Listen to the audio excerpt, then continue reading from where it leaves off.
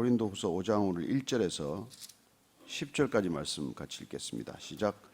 만일 땅에 있는 우리의 장막 집이 무너지면 하나님께서 지으신 집 곧 손으로 지은 것이 아니요 하늘에 있는 영원한 집이 우리에게 있는 줄 아느니라. 참으로 우리가 여기서 탄식하며 하늘로부터 오는 우리 처소로 덧입기를 간절히 사모하노라. 이렇게 입으면 우리가 벗은 자들로 발견되지 않으려 함이라. 참으로 이 장막에 있는 우리가 짐진 것 같이 탄식하는 것은 벗고자 함이 아니요 오히려 덧입고자 함이니 죽을 것이 생명에 삼킨 바 되게 하려 함이라. 곧 이것을 우리에게 이루게 하시고 보증으로 성령을 우리에게 주신 이는 하나님이시니라. 그러므로 우리가 항상 담대하여 몸으로 있을 때에는 주와 따로 있는 줄을 아노니 이는 우리가 믿음으로 행하고 보는 것으로 행하지 아니함이로라. 우리가 담대하여 원하는 바는 차라리 몸을 떠나 주와 함께 있는 그것이라. 그런즉 우리는 몸으로 있든지 떠나든지 주를 기쁘시게 하는 자가 되기를 힘쓰노라. 이는 우리가 다 반드시 그리스도의 심판대 앞에 나타나게 되어 각각 선악간에 그 몸으로 행한 것을 따라 받으려 함이라. 아멘. 사도 바울은 우리가 잠시 눈앞에 있는 것과 영원히 있는 것을 분명히 분간할 줄 알았습니다. 그래서 그는 인생 가운데 우리가 어디에 축을 세워야 할 것인지, 우리 인생의 비중을 어디에 더 두고 살아야 할 것인지에 대한 흔들림이 없는 기준을 가진 것이죠. 그렇습니다. 영원한 것에 눈을 뜬 사람은 잠시 있는 것에 주목하지 않고 잠시 있는 것에 메인바되거나 묶이지 않는 것이죠. 그렇습니다. 우리가 영원한 것을 사모할 때 그러면 우리는 어떻게 이 몸을 가지고 살아야 되며 우리는 어떻게 영원한 시간을 자각하면서도 이 순간적으로 지나가는 시간들을 우리가 살아내야 하느냐는 것이죠. 그래서 오늘 사도 바울은 우리가 날마다 정말 비록 겉사람은 후패할지라도 늙어갈지라도 상해갈지라도 그렇게 날로 우리의 속사람이 강건해지는 삶, 그 삶의 비밀이 어디 있는지를 다시 한번 우리에게 알려주고 있는 것이죠. 이 표현을 우리가 한번 같이 읽도록 하겠습니다. 1절입니다. 시작. 만일 땅에 있는 우리의 장막 집이 무너지면 하나님께서 지으신 집 곧 손으로 지은 것이 아니요 하늘에 있는 영원한 집이 우리에게 있는 줄 아느니라. 너무나 뚜렷한 비유, 우리 눈앞에 그냥 일목요연하게 보여주는 비유가 있습니다. 장막집 그리고 영원한 집. 사람이 손으로 지은 이 장막집과 하나님의 손으로 지은 영원한 집, 이 두 가지 집에 대한 비유를 우리 앞에 펼쳐 보여주고 있는 것이죠. 저는 이걸 이렇게 판자촌과 빌라라고 비유합니다만, 판잣집. 예전에 판자촌 철거할 때 여러분들 기억나십니까? 그 청계천에 그 정말 판자촌 철거하고 이렇게 해서 그분들이 난곡으로도 가고 성남으로도 옮겨갔습니다만, 그 굉장했어요. 그 뜯을 때 못 듣게 하느라고. 왜냐하면 그게 생명의 전부니까, 생존의 근거니까요. 그 판자촌 사람이 운막집처럼 만들어 놓은 그걸 철거할 때 그냥 비통해하고 사람들이 그렇게 슬퍼하는 것을 보도되는 걸 보았습니다만, 왜요? 그게 전부라고 생각하면 그걸 뜯길 때 못 견디는 것이죠. 그러나 만약에 우리가 가야 할 곳이 정해져 있고 그러면은 이의가 달라지지 않습니까? 그 이후에는 이제 입주권도 주고 다른데 이렇게 아파트를 분양권을 갖게 되니까 판자촌에서 옮겨가는 게 오히려 기쁘고 기다려지는 거죠. 그래서 딱지를 주고 팔고 이런 또 거래 관행들이 생겼습니다만, 우리가 가야 할 곳이 분명히 보이고 정해지면 이곳에 묶이지 않게 되는 것이죠. 그래서 오늘 사도 바울이 우리가 살아가고 있는 이 장막집과 우리가 옮겨가야 할 영원한 하나님의 처소, 하나님이 마련해 주신 영원한 집, 그게 우리 눈에 둘 다 들어와 있다면은 이 집에 왜 우리가 그렇게 묶여 살겠냐는 것이죠. 자, 오늘 지금 사도 바울이 말하고 있는 건 뭡니까? 장막집은 뭐죠? 우리가 지금 입고 있는 이 몸을 장막집에 비유한 것 아닙니까? 그리고 앞으로 입게 될 영원한 몸, 그걸 영원한 집에 비유한 것이죠. 이미 고린도전서 15장에 그는 이 부활에 관한 얘기들을 한번 정리한 바가 있습니다. 그렇습니다. 우리의 신앙은 부활 신앙이고, 부활해서 우리가 어떻게 될 것인지를 분명히 안다면 이 땅에 잠시 사는 우리 몸에 그렇게 집착하지는 않을 것이라는 것이죠. 그리고 이 생애는 또다시 정리가 되지 않겠습니까? 여러분, 이사 갈 사람은 여기 삶을 잘 정리하는 사람입니다. 우리가 이사 날짜 받고 나면 이거 정리하지 않습니까? 버릴 거 버리고, 뭐 남 줘야 될 거 주고, 그러지 않습니까? 그래서 이 짐을 어떻게 줄여야 우리가 새 집에 갈 거냐. 그리고 또 한 가지는 뭡니까? 새로운 집에 가서 필요한 것들을 준비하는 것이죠. 어쩌면 새 집에 맞는 가구도 준비를 할 것이고, 새 집에 들어갔을 때 우리가 필요한 침구류나 그런 것들도 다시 준비하지 않겠습니까? 그렇습니다. 우리가 이사를 자주 다니는 사람들은 그런 항상 준비가 되어 있는 사람들이죠.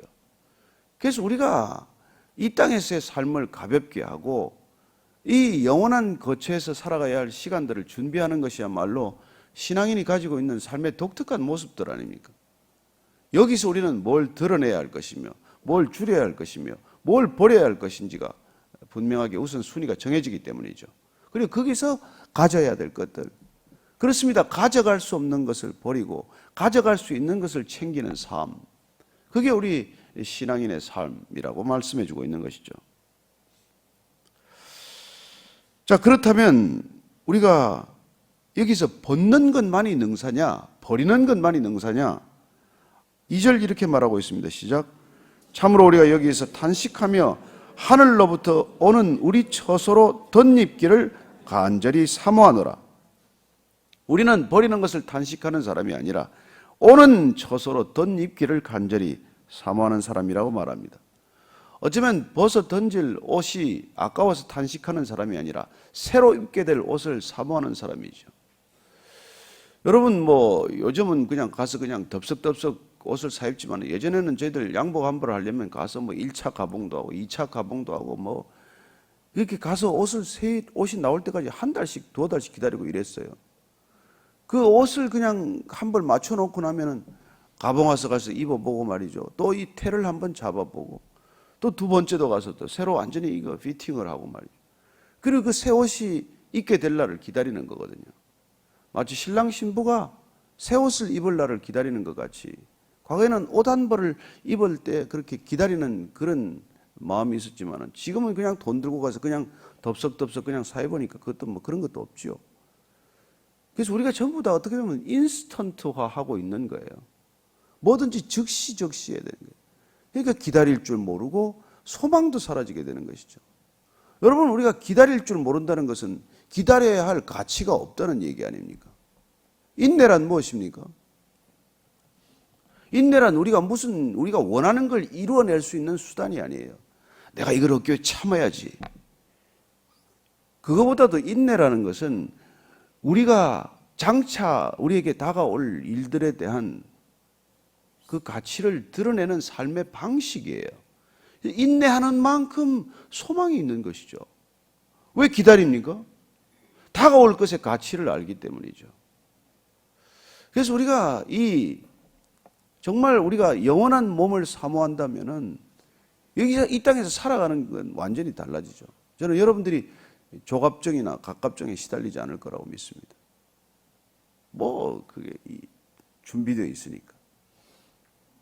그냥 뭐 콩당콩당 그렇게 두려워하면서 그냥 바삐 살지 않게 되는 것이죠. 그래서 우리가 처소를 덧입기를 간절히 사모하는 마음이 있기 때문에, 그리고 그게 얼마나 값진 것인지를 알기 때문에 우리가 그렇게 사모하면서 기다릴 수 있는 것입니다. 자, 3절 말씀 읽습니다. 시작. 이렇게 입으면 우리가 벗은 자들로 발견되지 않으려 함이라. 참으로 이 장막에 있는 우리가 짐진 것 같이 탄식하는 것은 벗고자 함이 아니요 오히려 덧입고자 함이니 죽을 것이 생명에 삼킨 바 되게 하려 함이라. 조금 표현이 얼른 귀에 이해가 안 될지 모르겠습니다. 우리가 벗은 자들로 발견되지 않고자 한다. 벗는 것이 전부가 아니라는 것이죠. 벗는 게 전부가 아니고 벗는 게 능사가 아닙니다. 새 옷을 입는 게 중요한 것이죠. 이걸 우리가 조금 더 깊은 신학적인 의미를 해석해 간다면은 우리는 이 땅의 삶이 언젠가는 장막을 벗듯 허물어지듯 그렇게 벗는다는 걸 압니다. 이 몸을 벗겠지요. 그러나 이 몸을 벗은 채로 그냥 구천에 떠도는 영혼이 아니에요. 영원한 몸, 우리가 고린도전서 15장에서 보았던 영적인 몸, 신령한 몸을 다시 입어야 하는 것입니다. 우리는 이 몸을 벗는 게 목적이 아니라 신령한 몸을 입는 것을 목적이라고 했습니다. 그때 그 몸은 우리가 기억하실지 모르겠지만 신령한 몸, 소마 프뉴마티콘이라고, 그런 몸을 우리가 입는 거예요. 그 몸을 입어야 우리는 부활한 목숨으로 살아가는 것이죠. 그게 없으면 우리가 이 헬라인들이 영혼 불멸설을 믿었습니다. 영혼은 그냥 죽지 않아요. 그러나 우리가 부활 신앙은 그것과 다르단 말이에요. 부활이란 우리가 그런 영원한 몸을 입는 과정이 완성되어야 부활한 거죠.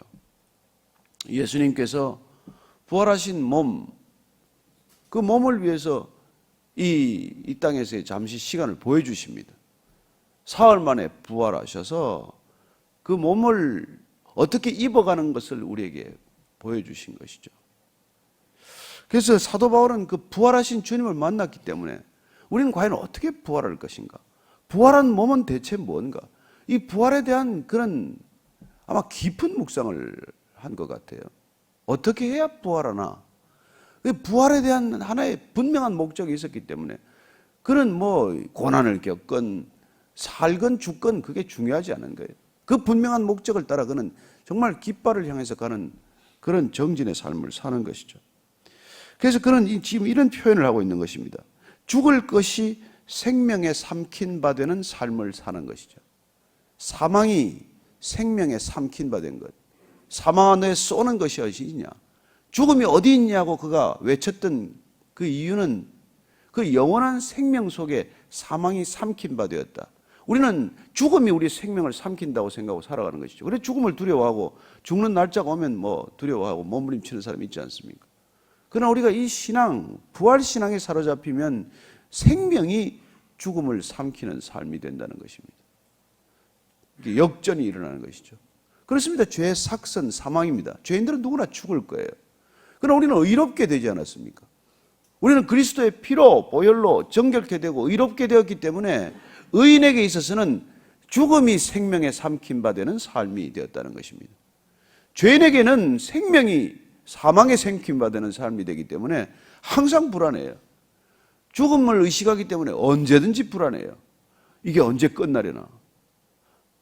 그래서 그냥 죽기 살기로 살아있는 시간을 즐기겠다는 그런 쾌락주의적 삶의 태도가 나오거나 그렇게 되는 것이죠. 그러나 우리가 사망이 생명에 삼킨 바 되는 삶으로 우리가 접어들었다는 것입니다. 자, 이것을 우리에게 주시게 하신 분은 누구시라고요? 5절 읽습니다. 시작. 곧 이것을 우리에게 이루게 하시고 보증으로 성령을 우리에게 주신 이는 하나님이시니라. 이런 사망이 생명에 삼킨 바 되고 사망이 오히려 생명에 두려워하는 이런 삶을 이루게 하시는 분은 하나님이시고 보증, 개런티하는 분은 우리에게 보내주셨으니 보혜사 성령님이라고 말씀해 주십니다. 성령이 오시면은 이런 역전 현상이 일어나는 거예요. 그때부터 우리는 늘 죽음으로 조바조바하는 삶이 아니라 죽으면 어떻게 되나? 죽으면 이게 다 뭔데? 이런 허망한 생각에서 벗어나서 우리는 정말 영원한 삶을 향한 순례자의 길이 시작이 되는 거예요. 얼마나 멋있습니까? 저는 산티아고 길을 안 가봤습니다만 거기 이제 가는 분들 얘기를 또 듣고 다녀온 분들의 책도 한번 읽어보고 이랬습니다만 순례의 길이 의미가 있죠. 그러나 저는 우리가 이 땅에서 살아가는 하루하루가 그런 순례의 길이기 때문에 굳이 어디 순례의 길을 따로 걸을 필요는 없다고 생각하는 사람입니다만 그리고 거기 가서 만나는 하나님을 여기 가서 여기서는 왜 못 만나지? 이런 생각을 하는 사람이에요. 여기 계신 하나님을 못 만났는데 왜 거기 가서 꼭 만난다고 거기를 가야 되나? 가는 게 저는 의미 없다고 말하지 않습니다. 성지를 가든 예루살렘을 가보건 갈릴리를 가보건 나름대로 의미가 있지만 그러나 여기서 만난 주님과 거기 동행하지 않으면 거기 가서 따로 못 만납니다. 거기 가면 장사꾼밖에 없어요. 저는 여러분들이 여기서 만난 주님과 성지순례를 갈 수도 있고 또 무슨 기도원회를 갈 수도 있고 저는 여러분이 그랬으면 좋겠어요. 여기 안 계신 주님을 기도원에 가서 만났습니다. 글쎄요. 이미 와 계신 주님을 놓치고 어딜 가서 뭘 낳는다는 거예요. 그걸 옛날 어른들은 이렇게 표현합니다. 애를 업고 애를 찾는다 그래요. 애를 업고 애를 찾는다 그래요. 저는 여러분들이 아이를 등에 업고 아이를 찾지 않게 되기를 바랍니다. 내 안에 계신 성령님을 못 찾으니까 맨날 딴 데 가서 헤매고 다니는 거예요. 여기 가면 좀 강력한 영이 계신가? 그래서 저는 미국에 가서 세도나 이런 기운을 받으러 간다는 사람 보면 참 답답해요. 무슨 기운이면 성령님이 기운이세요? 인격적으로 만나서 교제하는 삶으로 들어가는 사람은 그런 소위 이 세상에서 말하는 무슨 기운에 그렇게 휩쓸리지 않습니다. 저는 여러분들이 믿음으로 기운 차리게 되기를 축복합니다. 믿음으로 힘입어 일어서는 사람은 또 다른 그런 기운을 필요로 하지 않아요. 이 요새 미투 보니까 전부 기운 받겠다고 그렇게 자꾸 안마를 부탁을 했더만. 정신없는 사람들이 왜 이게 기도하면 기운 차릴 수 있는데 믿음으로 일어설 수 없는 사람들이 맨날 그런 짓을 하는 거예요. 저는 그래서 이 시대야말로 정말 진정한 그리스도인들에게는 그리스도를 전할 수 있는 정말 대단히 좋은 이 시점이에요. 여러분, 그리스도를 못 만나는 사람들이 살아가는 모습을 보십시오. 우리도 조심은 하긴 해야 되죠. 제가 하도 허경을 좋아하니까 아내가 그냥 난리예요. 이제 뚝 끊으라고. 뚝 끊을까요? 끊으라는 분이 있네. 하여튼 제가 젊은 목사님들한테는 절대로 그냥 허경하지 말라 이렇게 부탁을 합니다만. 어쨌건 이 세상이 저는 정말 사랑이 흘러넘쳐서 그런 행동이 있을 수 있지만 그러나 이 세상이 워낙 그냥 이렇게 음란하고 악한 세상이기 때문에 우리가 조심할 필요가 있는 것이죠. 정말 자칫하면 넘어지니까. 그리고 또 넘어지도록 유혹하는 덫을 사방에 치고 있으니까 인간이 사실 허깅도 순간적으로 그런 생각들이 왔다 갔다 하는 사람들이 있거든요. 그래서 정말 우리가 정결하기 위해서는 그래서 거룩의 능력이 없으면 그런 엉뚱한 일들을 자꾸 저지르게 되는 것이죠. 저는 여러분들이 믿음으로 말씀으로 은혜로 힘입어 기동하게 되기를 바랍니다. 그러면 여러분 자꾸 좌지우지 이렇게 기웃기웃하지 않게 된단 말이에요. 여기에 뭐가 있나 저기에 뭐가 있나. 저 옛날에 우리 사랑하는 한 목사님께서 자꾸 이렇게 박사학위 하러 간다 그러면 이래요. 나중에 이제 보내고 나서 저보고 아유 또 바람 났구만. 영적인 사춘기를 맞았다는 거예요. 지적인 지식 자체가 나쁘다는 게 아닙니다. 그러나 목회가 안 되고 여기가 힘들고 뭐가 안 돼서 자꾸 일종의 도피처로 가고자 하는 거예요. 그는 일종의 이게 아직 마음에 정함이 없기 때문에 그런 일이 난 겁니다. 왜 바람이 나요? 바람이 나요. 왜 멀쩡한 가정을 두고 바람이 나냔 말이에요. 마음에 정함이 없으니까. 그냥 흔들리는 바람에 흔들리는 그런 풍랑에 흔들리는 인생이 되고 마는 것이죠. 우리가 정말 믿음 위에 반석 위에 인생의 기초를 세운 사람은 바람이 이렇게 온다고 흔들리지 않지 않습니까? 바람 날 일이 없는 거예요. 영적으로 우리가 사춘기에 접어들었다, 다시 사축에 접어들었다 이런 일이 생기는 까닭은 마음에 정한 바가 없기 때문에 그런 일이 생기는 것이죠. 그래서 바울은 이게 분명한 게 우리가 고린도전서 제가 읽어드릴게요.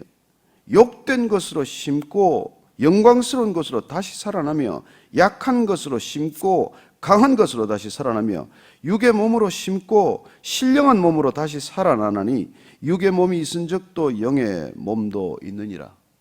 이게 대한 분명한 믿음이 있기 때문에 그는 흔들림이 없어요. 우리가 영의 몸을 입는 이게 목적이란 말이에요.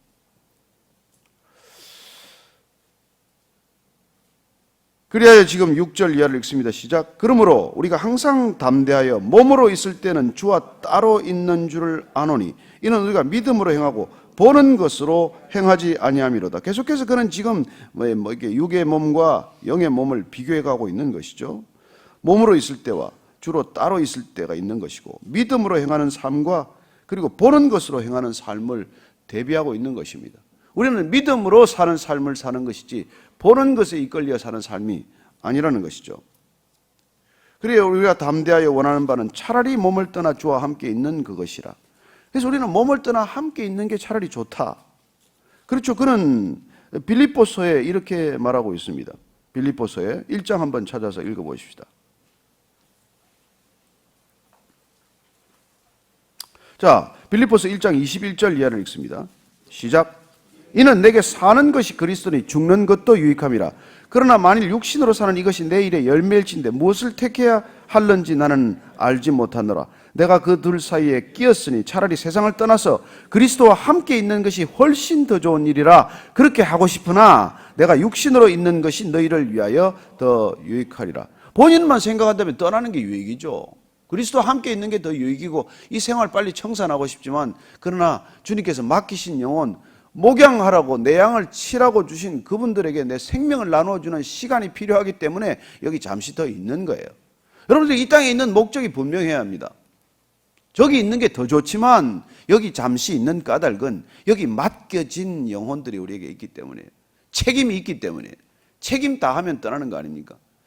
저는 이제 뭐 부모님과 이 뭐 장인 장모님 중에서 이제 한 분 남았어요. 세 분 다 떠났지만 이제 마지막 한 분 떠나보내고 애들 다 결혼시키고 뭐 손자는 안아볼 수 있으면 안아보는 거고 뭐 본인들이 안 나오면 못 안는 거고 뭐 그리고 순서대로 떠나는 거예요. 떠나는 거. 이 책임을 다하기 위해서.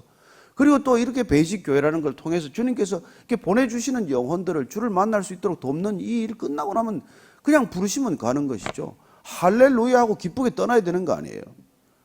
뭐 남긴 사람들은 조금 울지 몰라요. 뭐 생활비가 떨어져서 우는 분도 계실 테고 뭐 이럴 수 있겠지만 우리는 그냥 할렐루야 떠나는 거예요. 기쁘게 떠나는 거 아닙니까? 여기 있는 건 잠시 책임이 있기 때문에 우리의 책임 다하기 위해서 있는 거예요. 그래서 우리가 살아가는 삶에 이게 목적이 분명하면은 흔들리지 않을 터인데 그게 없기 때문에 뭘 해야 나를 기쁘게 하는 삶을 살 것인지를. 여러분 이 땅에 온 목적은 주님을 기쁘게 하기 위해서 잠시 여기 있는 것이 내 몸 기쁘게 하는 게 아닙니다. 왜 자꾸 이렇게 쾌락적으로 변할까요? 나를 기쁘게 하는 삶을 살기 때문에 그렇죠. 뭘 해야 더 즐거우냐예요. 뭘 해야 주님을 더 기쁘게 할 것인가를 생각하면 삶이 아주 심플한데 뭘 해야 나를 더 즐겁게 할 것인지를 생각하면 이것도 해봤다가 저것도 해봤다가.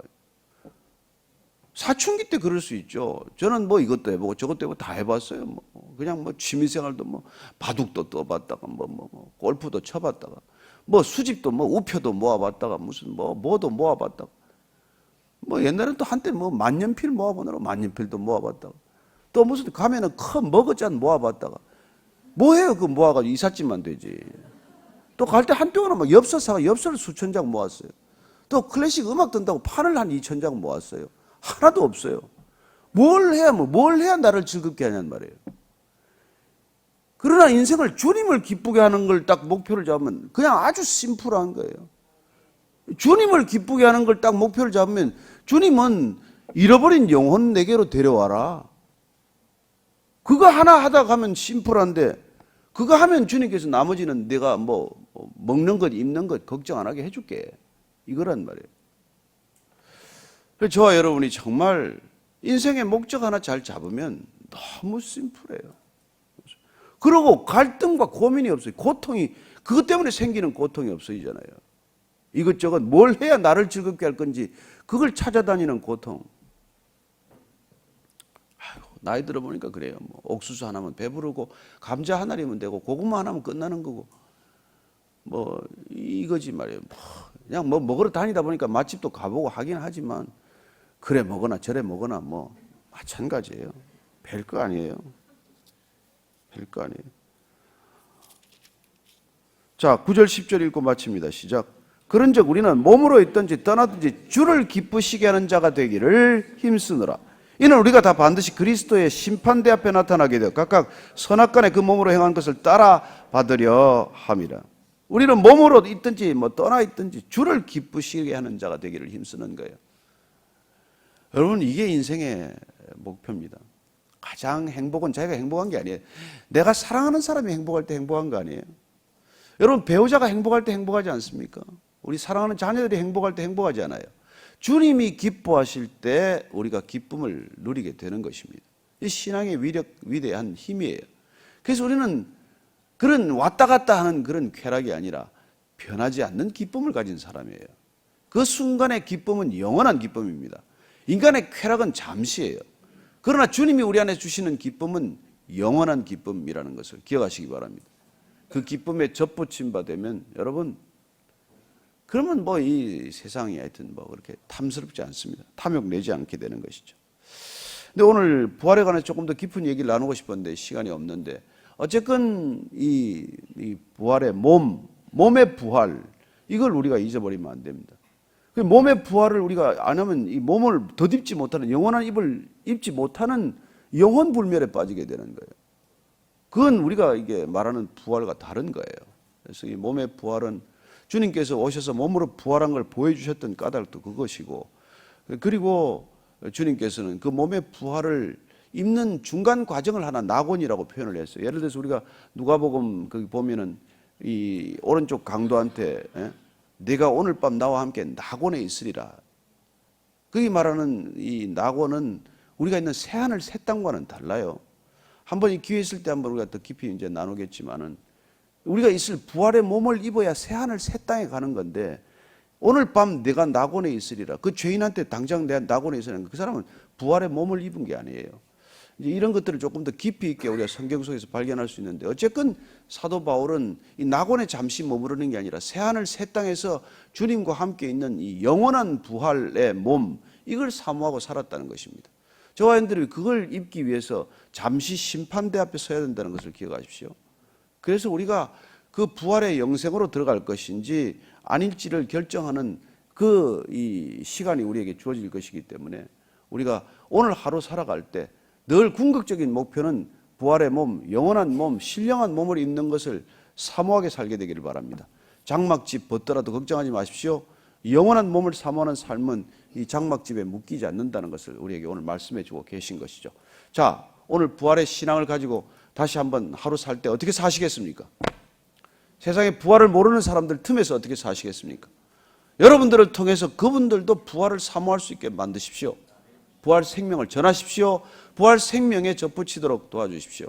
그게 우리에게 주신 소명이고, 그거 하면 하나님께서 내가 굶어 죽지는 않게 하겠다 이겁니다. 우리를 탐욕스럽게 만들지는 않을 거예요. 우리를 뭐 엄청난 뭐 빌딩을 한 채 주지는 않을 거예요. 그러나 여러분 걱정하지 마십시오. 여러분들이 기쁨 가운데 그런 것들을 가지고 염려하는 삶이 아니라, 그런 것 없어도 기쁜 삶을, 넘치는 기쁨을 허락하실 줄로 믿으시기 바랍니다.